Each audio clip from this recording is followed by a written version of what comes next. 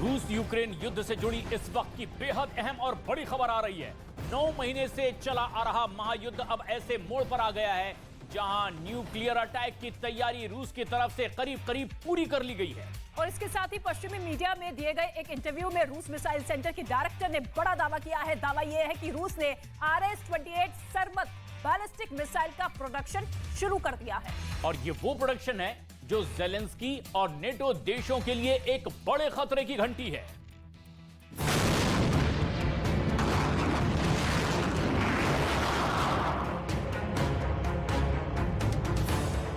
परमाणु प्रहार का काउंटडाउन।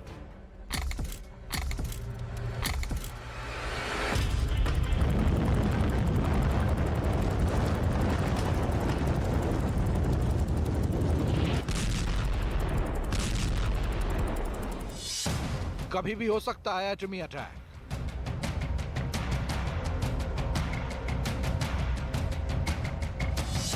सेना तैयार, प्लान तैयार, रूस के न्यूक्लियर वेपन तैयार।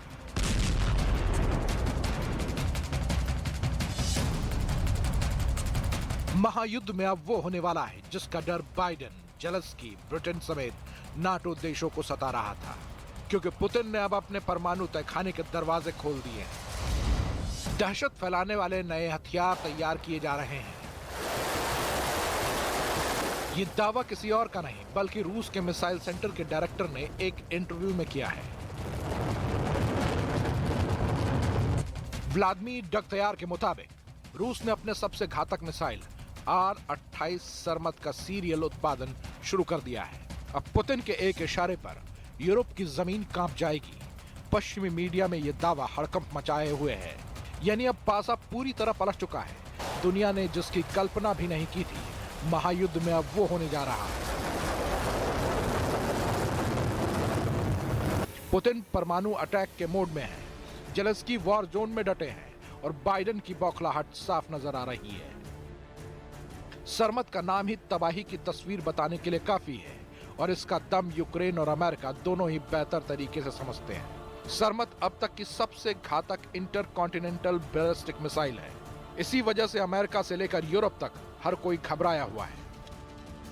R-28 सरमत, इस मिसाइल की रेंज 18,000 किलोमीटर है, जिसकी जद में दुनिया के सारे बड़े शहर आते हैं। सरमत 25,000 किलोमीटर प्रति घंटे की रफ्तार से टारगेट को तबाह कर सकती है। सरमत मिसाइल एक साथ 12 वॉरहेड ले जा सकती है। 12 वॉरहेड यानी 12 परमाणु बम के साथ एक साथ हमला, जिसे रूस 12 से बढ़ाकर कभी भी 16 कर सकता है। मिसाइल का एक एक बम उस बम से 1000 गुना ज्यादा ताकतवर है जिसने हिरोशिमा और नागासाकी को तबाह कर दिया था। सरमत के एक वॉरहेड का वजन 550 किलो टन है, तो जिस परमाणु बम से अमेरिका ने हिरोशिमा को बर्बाद कर दिया था वो 15 किलो टन का ही था। अब आप जान गए होंगे कि आखिर इसे 16 एटम बमों वाला शैतान क्यों कहा जाता है। इसका उत्पादन रूस ने शुरू कर दिया है, जो उसके दुश्मन के लिए खतरे की घंटी है। डगतयार के मुताबिक R-28 सरमत मिसाइल रूस की सुरक्षा सुनिश्चित करने के लिए अगले 40 से 50 सालों में सेना का दम बढ़ाएगी। ये ऐलान ऐसे वक्त में हुआ है जब दावा किया जा रहा था कि रूस के बारूदी गोदाम खाली होने लगे हैं, मिसाइल बची नहीं है और ड्रोन भी नाम मात्र के हैं। लेकिन सरमत को लेकर आई खबर ने जेलेंस्की के कान खड़े कर दिए हैं, क्योंकि जेलेंस्की जानते हैं कि सरमत का दम और पुतिन का एक इशारा यूक्रेन में कयामत ला सकता है।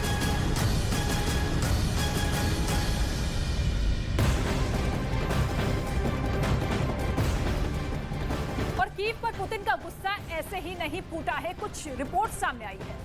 ज़ेलेंस्की बार बार दरअसल दुनिया को बता रहे थे कि पुतिन का बारूद अब खत्म हो गया है। ऐसे में पुतिन ने यूक्रेन की राजधानी पर ही बारूद बरसा दिया।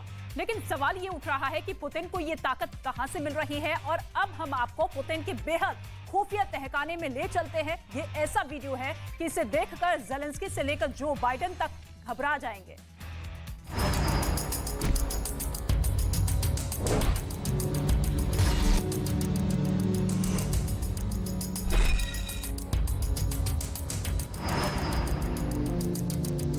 पुतिन का तहखाना,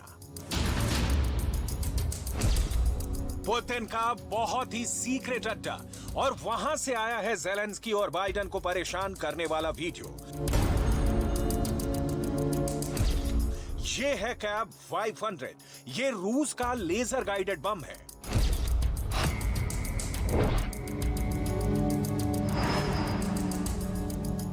ये कैब 250। ये बम सैटेलाइट से गाइड किया जाता है। वजन है 250 किलो।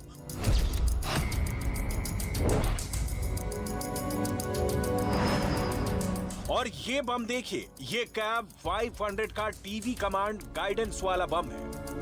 टीवी गाइडेड बम, जिसे लाइव कैमरे से मिलने वाले वीडियो के जरिए गाइड किया जाता है। पुतिन ने अपने हथियार फैक्ट्री की नुमाइश शुरू कर दी है। पुतिन दुनिया को बता रहे हैं कि उनके पास मिसाइल और बम की कोई कमी नहीं है। यहाँ पुतिन ने दिमित्री मेदवेदेव को भेजा, जो रूस के राष्ट्रपति भी रह चुके हैं और अब पुतिन के सबसे खास लोगों में माने जाते हैं। पुतिन के इस बहुत ही भरोसेमंद लीडर को यूक्रेन वाली स्ट्रेटेजी का बहुत अहम हिस्सा कहा जाता है। मेदवेदेव रूस की हर हथियार फैक्ट्री का जायजा ले रहे हैं और दावा किया कि रूस के हथियारों का स्टॉक कमजोर पड़ने वाला नहीं है। इससे पहले पुतिन ने जो जो मांगा उन्हें मिला है।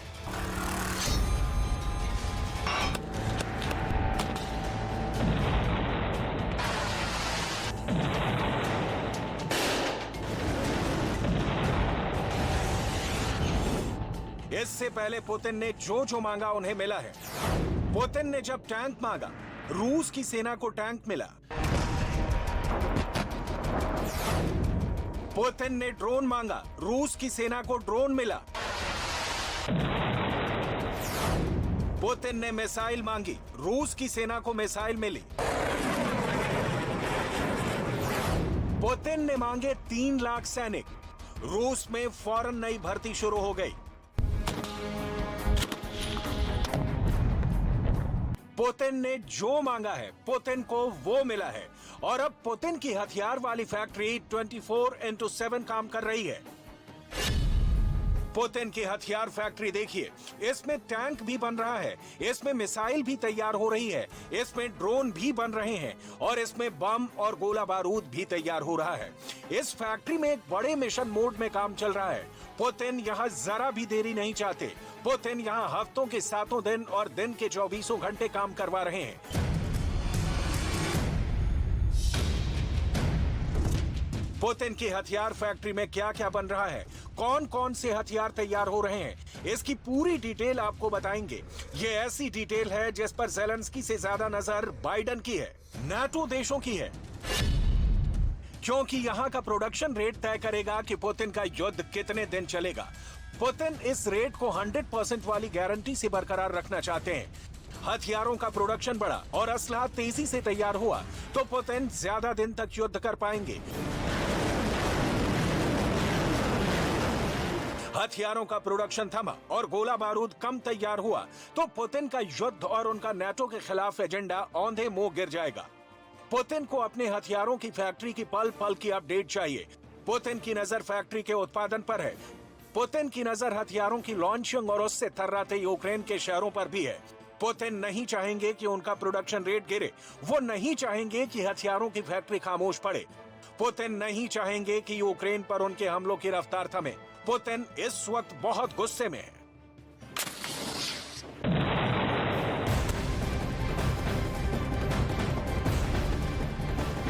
और इस महायुद्ध के बीच अब एक चौंकाने वाला वीडियो सामने आया है, जिसमें यूक्रेन का एक सैनिक काफी करीब से टैंक को उड़ाता हुआ दिख रहा है।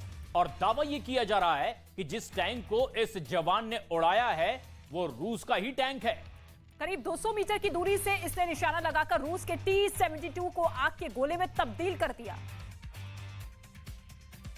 तो रूस इस वक्त यूक्रेन को सप्लाई किए जा रहे हथियारों को लेकर बेहद फिक्रमंद में, क्योंकि पुतिन को यूक्रेन में चल रहे युद्ध की अब हर छोटी से छोटी रिपोर्ट दी जा रही है। और इस पर पुतिन का फीडबैक अब एक ऑर्डर की तरह माना जा रहा है। और पुतिन का ऑर्डर यह है कि सैनिकों को जिस भी तरह के हथियार की जरूरत हो वो उन्हें तुरंत सप्लाई की जाए। पुतिन दिन रात अपनी हर फैक्ट्री की खबर लेते हैं। और इसलिए उन्होंने रूस की सुरक्षा परिषद के उप प्रमुख दिमित्री मेदवेदेव को एक ऐसी फैक्ट्री में भेजा जहां रूस के हथियार बनाए जा रहे हैं। इससे पहले वो मेदवेदेव को टैंक वाली फैक्ट्री में भी भेज चुके हैं जहां T-90 टैंक का प्रोडक्शन तेज करने का ऑर्डर दिया गया है।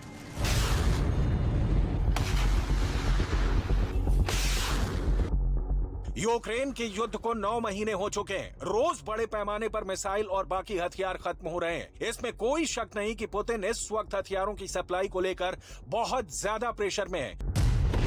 ज़ेलेंस्की के दावे और रूस के तबाह हुए हथियारों की फहरिस्त आगे दिखाएंगे। इससे पहले एक बार फिर बता दें कि आंकड़ा ज़ेलेंस्की ने दिया है और रूस ने इसकी पुष्टि नहीं की है। पुतिन को होने वाले नुकसान का अंदाजा इस वीडियो को देखकर लगाइए, जब ज़ेलेंस्की की एयर डिफेंस मिसाइल ने पुतिन के एक फाइटर जेट को मार गिराया। पुतिन का फाइटर बहुत नीची उड़ान भर रहा था। पायलट को यकीन था कि उसका कुछ नहीं बिगड़ेगा। ये है रूस का बॉम्बर फाइटर सुखोई 25। ये जहाज यूक्रेन की फॉर्मेशन को बहुत ज्यादा नुकसान पहुंचा चुका है।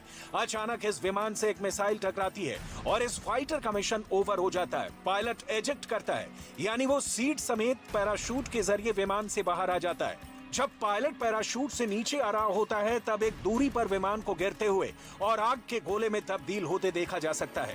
रूस को अभी तक जो नुकसान हुआ है उसमें हर तरह के विमान हैं। इनमें फाइटर जेट्स भी हैं और अटैक हेलीकॉप्टर भी हैं और ड्रोन भी हैं। विमानों में सुखोई 24 से लेकर सुखोई 25 और सुखोई 27 विमान भी हैं, जबकि आधुनिक जेट्स में सुखोई 30 से लेकर सुखोई 34 से लेकर सुखोई 35 विमान भी हैं। हेलीकॉप्टर में रूस के अपने पुराने Mi-35 से लेकर नए और बहुत आधुनिक कमो 52 हेलीकॉप्टर्स का भी बहुत नुकसान उठा है। पुतिन को पता है कि पूरी दुनिया में इस वक्त ये चर्चा हो रही है कि यूक्रेन में युद्ध की वजह से रूस के हथियारों का जखीरा खत्म हो जाएगा। पुतिन को यूक्रेन में चल रहे युद्ध की हर बारीक रिपोर्ट दी जा रही है और इस पर पुतिन का फीडबैक अब एक ऑर्डर की तरह माना जा रहा है। पुतिन के रक्षा मंत्री और उनके ऑर्डर को शब्द ब शब्द लागू करने वाले सर्गेई शोइगु ने रूस के सभी कमांडर्स की मीटिंग दी और स्क्रीन पर बड़े बड़े हथियारों को दिखाकर अपने सभी जनरल से रिपोर्ट मांगी। रूस से इस वक्त यूक्रेन को सप्लाई किए जा रहे हथियारों को लेकर भी बहुत फिक्र में है और वो इस मीटिंग में साफ नजर आई। Европейские страны демонстративно игнорируют элементы ядерного шантажа со стороны украинской власти, например, провокации в отношении Запорожской атомной станции. Зная о попытках Киева создать грязную ядерную бомбу, а также готовности разместить на своей территории ядерное оружие стран НАТО, недавно президент Украины призвал страны Запада нанести превентивные ядерные удары по России. इन तमाम खतरों के बीच पुतिन का दावा है कि ऐसे सभी कामनाएं नाकाम साबित होंगी और रूस का हथियारों वाला गोदाम हमेशा पूरी कैपेसिटी से भरा रहेगा। पुतिन का कहना है कि फौज को जो पसंद है, फौज जिस हथियार से बेहतर तरीके से लड़ सकती है, उसे वही सप्लाई किया जाए।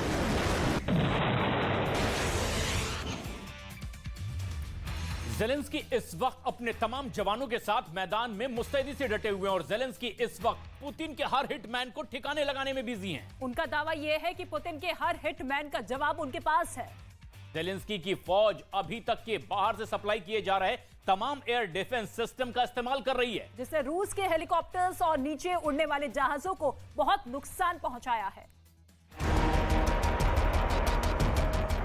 यूक्रेन युद्ध में ज़ेलेंस्की नए नए हथियार दिखा रहे हैं और पुतिन उन आधुनिक वेपन सिस्टम को बहुत ही तैयारी के साथ खत्म भी करते जा रहे हैं। इसमें कोई दो राय नहीं कि ज़ेलेंस्की के लॉन्ग रेंज वाले हथियारों ने रूस को बहुत ज्यादा नुकसान पहुंचाया है। रूस का रक्षा मंत्रालय ऐसे ऑपरेशन के वीडियो भी जारी कर रहा है जिसमें यूक्रेन के लंबे दूरी के हथियारों को तबाह किया गया है। इन ऑपरेशंस में रूस ने सुखोई 25 फाइटर जेट के साथ कमो 52 भी इस्तेमाल किए, जिनकी हवाई बमबारी में ज़ेलेंस्की के कई अड्डे उड़ गए। साथ में मल्टी बैरल रॉकेट लॉन्चर से भी बारूद की बारिश की जा रही है। इन हथियारों से ऐसे अड्डों को टारगेट किया जा रहा है जहां पर ज़ेलेंस्की के लॉन्ग रेंज वाले वेपन सिस्टम रखे गए हैं। पुतिन के सामने चैलेंज ये भी है कि वो अपने हथियारों की क्वालिटी से समझौता ना करें। Касается и самого вооружения, которое должно постоянно, непрерывно совершенствоваться и оставаться эффективным.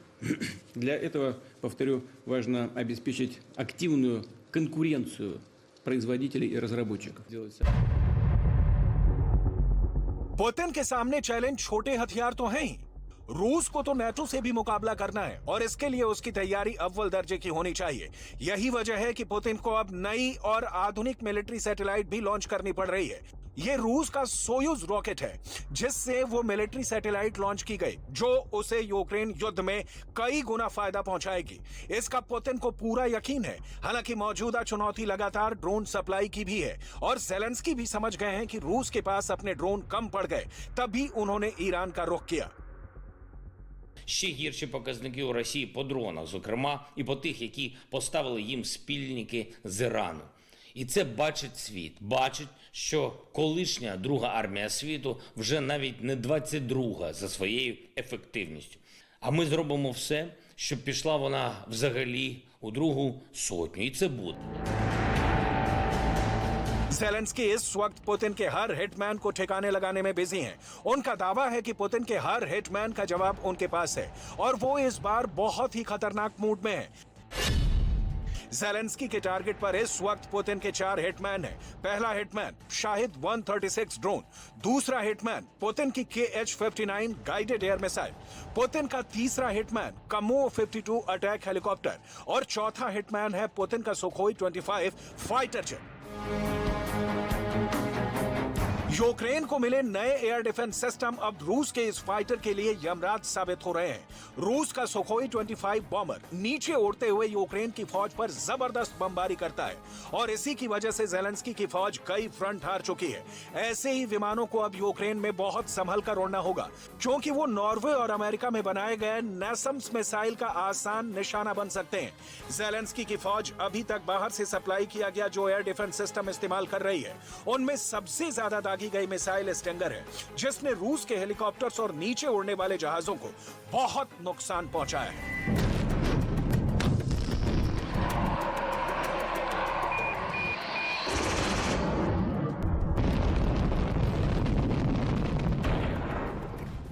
पुतिन के क्रोध से ज़ेलेंस्की के घर में कोहराम मचा हुआ है। यूक्रेन की राजधानी कीव पर रूस की मिसाइलें कहर बनकर टूट रही है। वहां पर बिजली गुल है, जमीन पर बारूद बिखरा पड़ा हुआ है, आसमान में धुएं का गुबार दिखाई दे रहा है और इन सब के बीच सवाल पूछे जा रहे हैं कि क्या नवंबर के आखिरी हफ्ते में पुतिन पूरा यूक्रेन दहलाने वाले हैं। इस पर ये एक्सक्लूसिव रिपोर्ट आपको दिखाते हैं और समझे कि किस तरीके से अब कहर लगातार बढ़ता हुआ।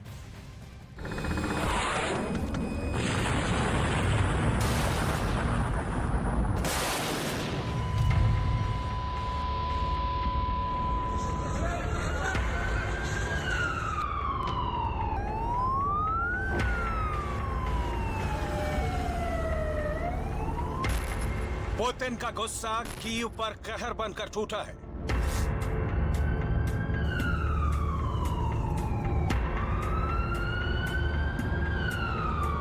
ये खेरसौन खाली करने की खीज का आफ्टर इफेक्ट माना जा रहा है।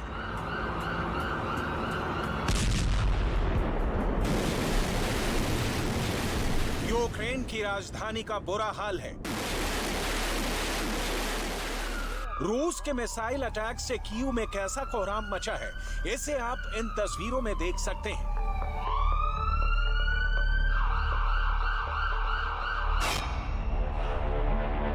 पुतिन का क्रोध 3.0 वीडियो नंबर 1। मिसाइल अटैक में कीव में अफरा तफरी मची हुई है।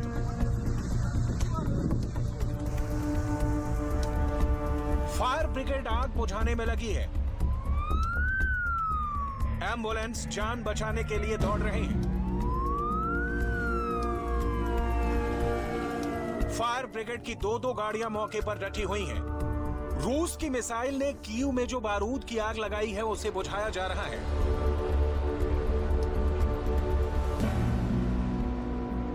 Я виходив з метро на видобичах і чую, вже піднімався по ескалатору, вибух та різко світло зникло. Виходжу з метро, тут стовп диму звідси. Прийшов сюди, вже поліція була на місці і не пропускали сюди людей.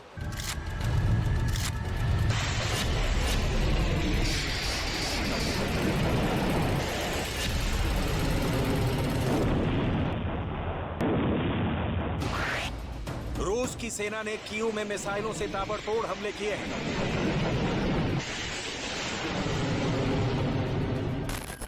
ये मिसाइल हमले कीव के एक पावर प्लांट पर किए गए हैं। पावर प्लांट से धुआं उठ रहा है। पावर प्लांट पर रूस के मिसाइल अटैक का सीधा सा मतलब है कीव में बिजली गुल करना, यूक्रेन की राजधानी को अंधेरे में डुबोना।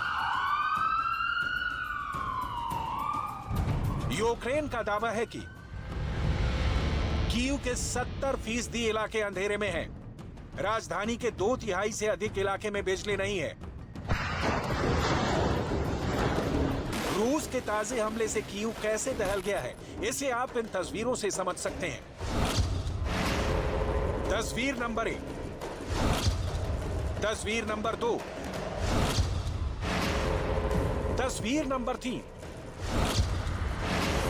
तस्वीर नंबर 4, तस्वीर नंबर 5।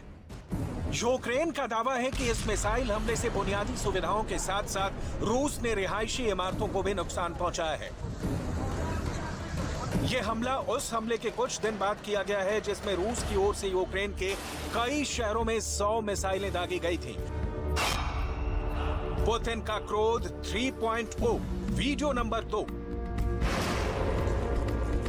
रूस के ताजे हमले के इस दूसरे वीडियो को देखिए। आग की ज्वाला भड़की हुई है, धुएं का गुबार उठा हुआ है और दमकल विभाग के लोग आग बुझाने में लगे हुए हैं। पुलिस हमले की चपेट में आए लोगों की राहत और बचाव के काम में लगी हुई है। यूक्रेन का दावा है कि इस मिसाइल हमले में 3 लोगों की दर्दनाक मौत हो गई है, जबकि 6 घायल हो गए। Летающего объекта, думал, что это истребитель, самолет. И через несколько мгновений это взрыв, вспышка, я видел вспышку, взрывная волна меня коснулась.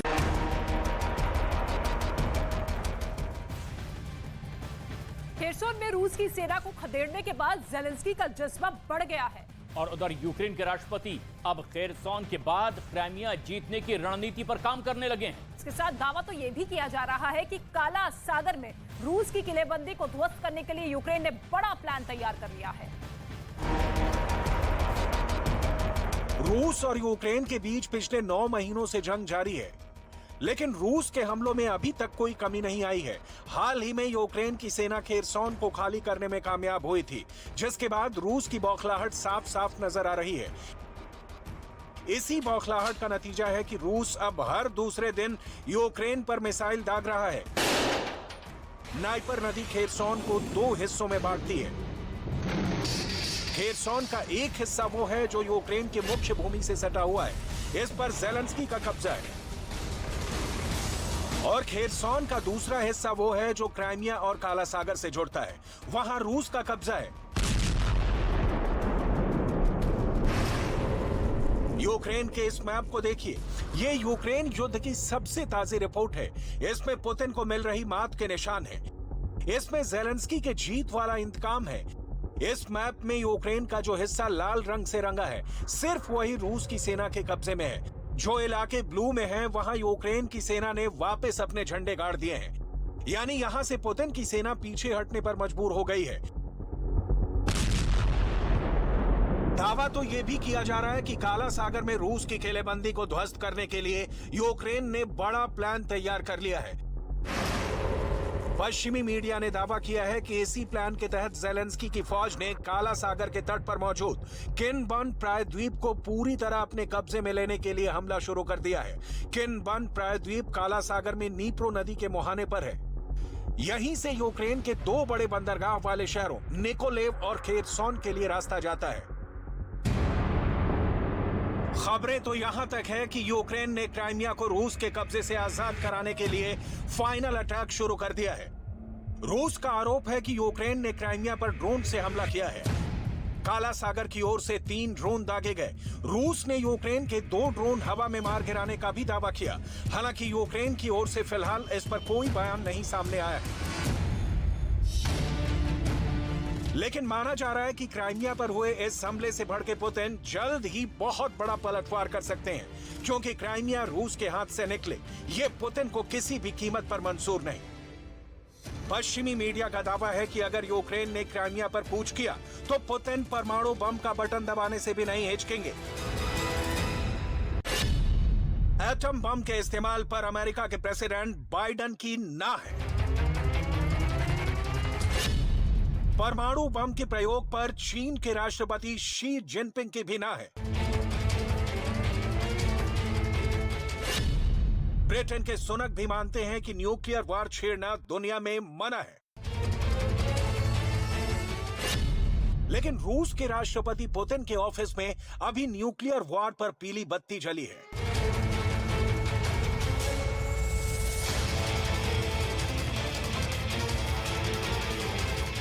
पीली बत्ती का मतलब आप जानते ही हैं, पीली बत्ती यानी इंतजार का वक्त।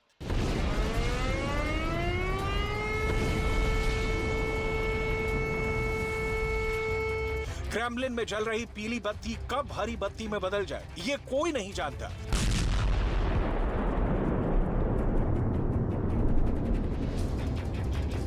ग्रीन लाइट जलते ही रूस का परमाणु बम यूक्रेन पर फूट सकता है।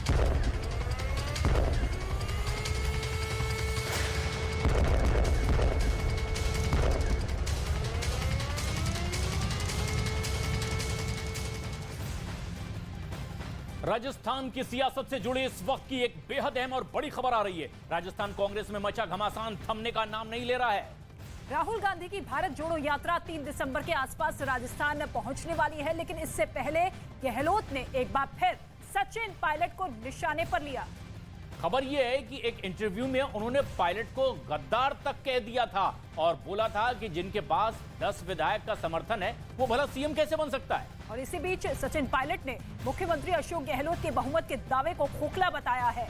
तो आप देखिए एक बार फिर से राजस्थान की राजनीति किस तरीके से वहां पर घमासान मचता हुआ नजर आ रहा है। पार्टी की जो अंदरूनी कला है वो एक बार खुलकर सामने आती हुई नजर आ रही है। अशोक गहलोत के बयान के बाद सचिन पायलट की तरफ से ये पलटवार।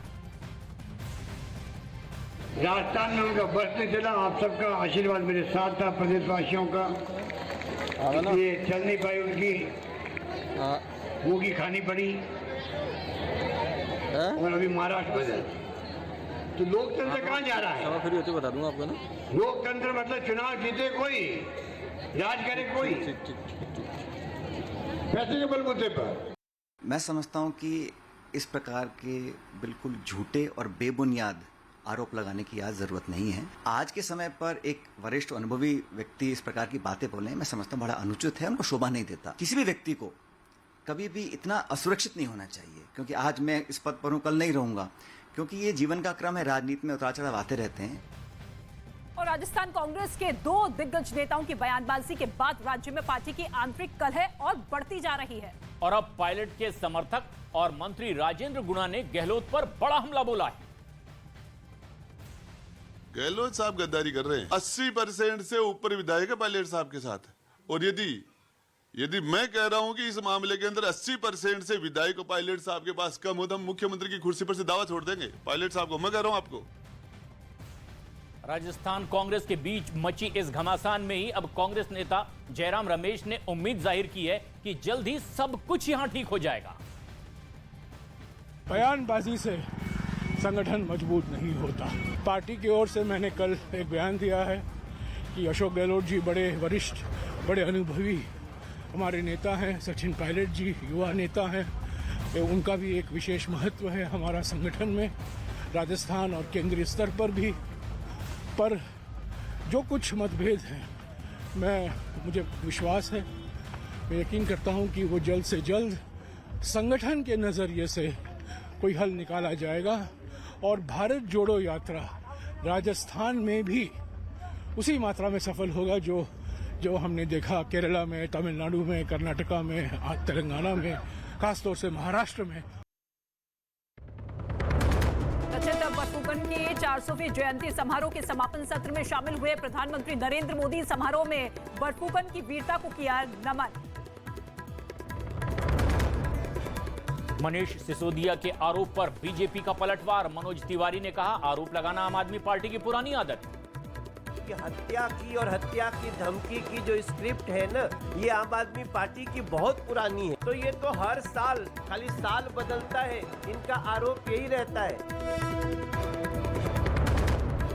दिल्ली में क्लासरूम बनाने के मामले में बीजेपी का केजरीवाल सरकार पर हमला, विजिलेंस रिपोर्ट के हवाले से लगाया भ्रष्टाचार का आरोप।